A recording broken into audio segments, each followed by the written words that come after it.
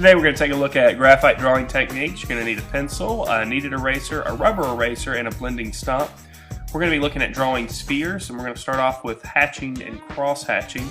And hatching and cross-hatching is probably one of the most basic drawing techniques there is, and it works well with graphite just like it does with pen and ink or colored pencils or any other drawing medium.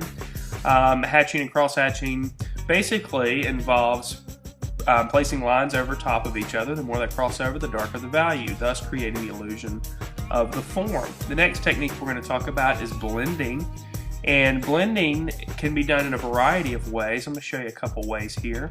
First of all, you can just adjust the amount of pressure that you put on the graphite. By putting more pressure, you're going to create darker values, thus creating the illusion of the form, like I'm doing here. And a lot of my drawings that I create, I actually just adjust the amount of pressure put on the end of the graphite, or the end of the pencil in this case, and that creates the illusion of form. A lot of people are tempted to smear the graphite, and some people smear with their fingers, but that doesn't really make sense because your finger is much bigger than the end of your pencil, so it makes sense to use a blending stump for this. Also, your fingers have oils in them, and they mix with the graphite and create kind of a paint, so you have less control. It kind of looks messy, but with a blending stump you have control.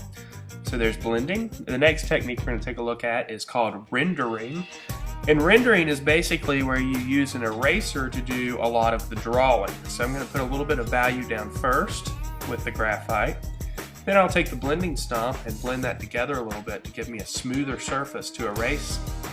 And then I'm going to use a kneaded eraser as well as a pink pearl rubber eraser to begin erasing. Now the great thing about a kneaded eraser is you can control the end and make it really pointy if you want, or make it kind of fat. And I'm just going to draw in the highlighted area first with the eraser. And you can still use the graphite to draw. There's no rule that says you have to only erase when you're creating a rendering. So it's kind of a back and forth between using the eraser and using the graphite to create the illusion of the form. A little bit with pink pearl there. And we can darken up around the edges, and that's rendering.